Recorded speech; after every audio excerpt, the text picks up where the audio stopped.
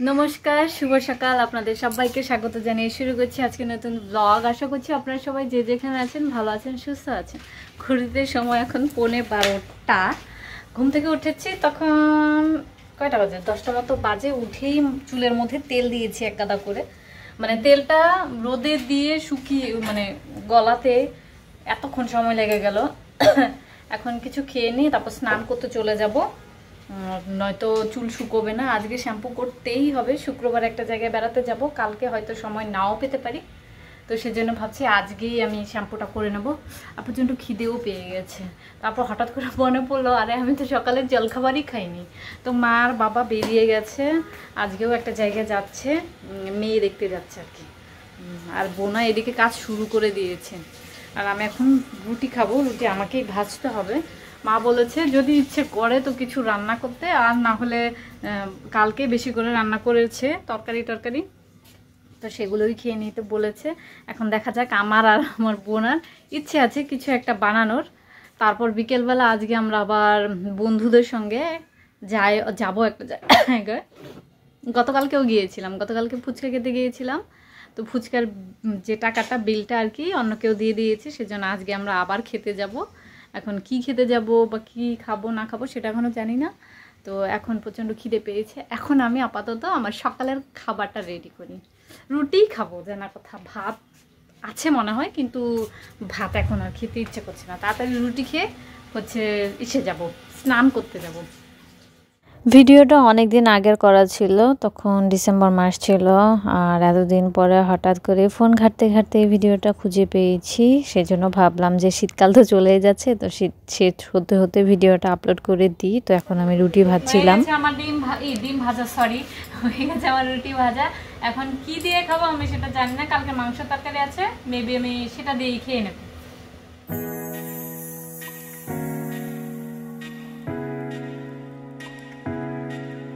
চলে এসেছি, এখন খাওয়া দাওয়া কমপ্লিট করে এসে ঘর দোয়ার ঝাড়ু দিয়ে মুছে নেব।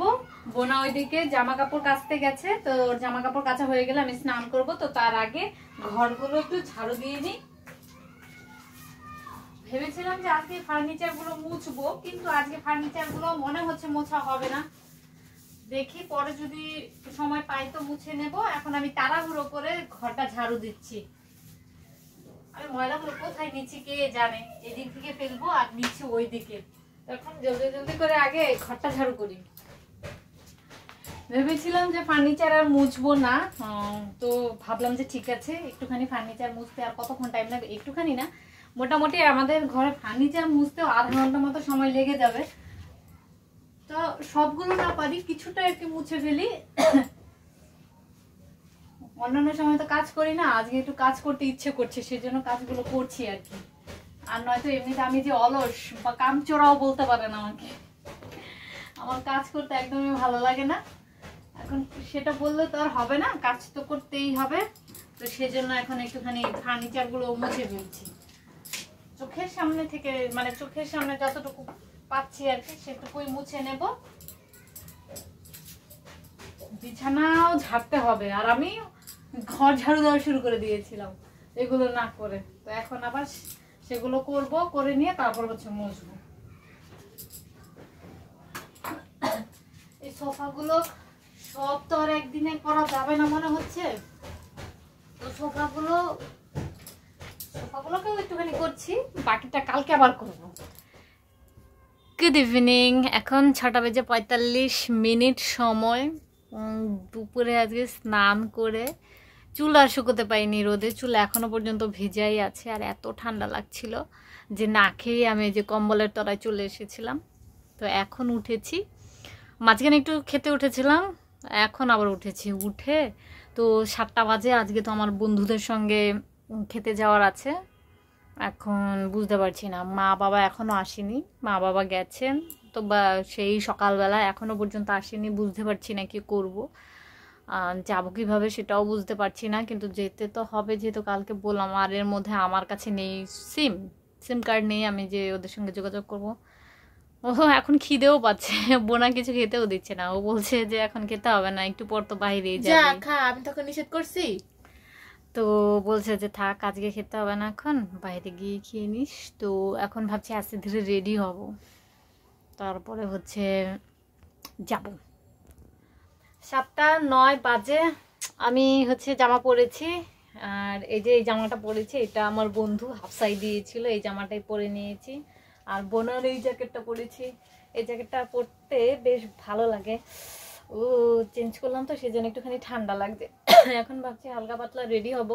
মা বাবা এখনো আসেনি, দাদা বেরিয়ে গেছে। তো এখন বুঝতে পারছি না কি করব। মানে মা না আসলে তো ঘর খালি রেখে যাওয়াও যাবে না। এখন আশা করছি বের হতে হতে মা বাবা চলে আসবে। এখন দেখা যাক। প্রচণ্ড ঠান্ডা লাগছে, জামাটা চেঞ্জ করলাম আর অমনি ঠান্ডা লেগে গেল। এমনি আমার বেশি শীত লাগছে এবারে। এখন হচ্ছে আজকে স্নান করে উঠেও ডাইরেক্ট তো রোদে চলে গেছিলাম, যদিও রোদে তেমন একটা থাকতে পাইনি বলছি কি, যদিও রোদে হ্যাঁ চুল খুব একটা শুকোতে পারিনি, কিন্তু তারপরেও আর কি চলে গেছিলাম, মুখে কিছুই মাখিনি। তো এখন ভাবছি কিছু একটা মাখবো কি না, তার আগে আয়না দিয়ে একটু দেখে নিই। যদি খুব বেশি বাজে লাগে তাহলে মুখের মধ্যে কিছু একটা লাগাবো, আর যদি দেখি যে না মনে হচ্ছে আজকে কিছু না দিলেও চলবে, সো আমি আজকে কিছুই দেবো না মুখের মধ্যে। একটা টিপ পরবো। আর চুলে এত খুশকি হয়েছে জানি না এখন এই খুশকি কিভাবে দূর করবো। ভাবছি কালকে না 2 দিন পর থেকে চুলে হচ্ছে লাগাতে হবে, কি জানো, পেঁয়াজের রস লাগাতে হবে। আগে লাগাতাম, এরপর মাঝখানে ছেড়ে দিয়েছিলাম পেঁয়াজের রস লাগানো। তো এখন ঠিক করেছি আবার পেঁয়াজের রস লাগাতে হবে। তো চুল ছেড়ে যাব না, চুলটা বেঁধেই যাব। প্রচণ্ড ঠান্ডা লাগছে, জানি না চুলটা ছাড়া থাকলে আবার একটুখানি গরম লাগে। তো এই জ্যাকেটের এইটা না, এই জ্যাকেটটা খুব সুন্দর, দেখাই। এভাবে তো দেখা যাচ্ছে না, একটু পেছনে যেতে হবে, কিন্তু পেছনে গেলে তো আমার জায়গায় হচ্ছে না, তাও হচ্ছে না। এটা একটু ফ্রক সিস্টেমের, দাঁড়ান দূর থেকে দেখাচ্ছি। এখন আশা করছি দেখা যাবে কিছুটা হলেও। ও মা, এখনও তো দেখা যাচ্ছে না। এই যে একটু ফ্রক সিস্টেম তো দেখতে ভালো লাগে। তো এই মাঝখানে যে বাটনটা আছে সেটা শুধু লাগাবো, আর একটাও লাগাবো না। আর চুলগুলো দেখি কি করি, ছেড়ে যাই না আটকেই যাব, বুঝতে পারছি না। আর এই জামাটার সঙ্গে এই ওড়নাটা নেব। এটা হচ্ছে আমার ওই যে পিসি শাশুড়ি যে জামাটা দিয়েছিল ব্ল্যাক কালারের, সেই জামার ওড়নাটা। আর ইন্ডিয়ান ওড়নাগুলো দেখুন, এই যে এইটুকু, মানে কি বলবো, এই যে এক হাত লম্বা ওড়না দিয়েছে, কিন্তু আর কি দরকার ছিল, না দিলেও পারতো। যাই হোক, এই ওড়নাটা নেব।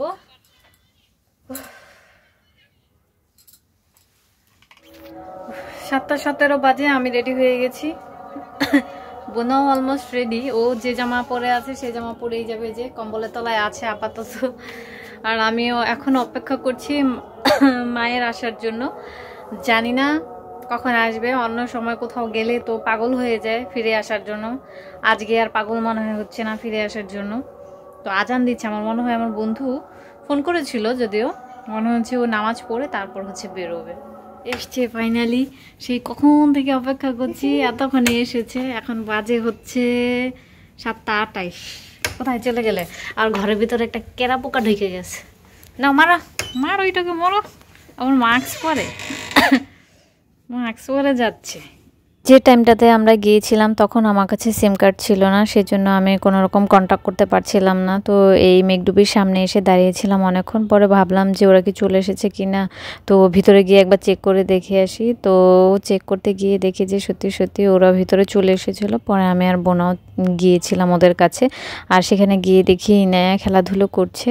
আর এখানে মানে প্লে জোন ছিল বাচ্চাদের খেলার জন্য, খাবার অর্ডার করে হয়ে গেছিলো, কিন্তু ইনায়া এখানে খেলাধুলো করছিল বলে ওর সঙ্গে আমি এসে একটু গল্প করছিলাম। এরপর নাফিয়া এসেছিলো, নাফিয়াকে একটু কোলে নিয়েছি, তারপর খাওয়া দাওয়া করলাম। খাওয়া দাওয়া করে বেশ কিছুক্ষণ সময় থাকার ইচ্ছে ছিল, কিন্তু বাচ্চা দুজন বাইরে আছে বলে মেঘলাও চলে গেল, আমরাও বাড়ি চলে এলাম।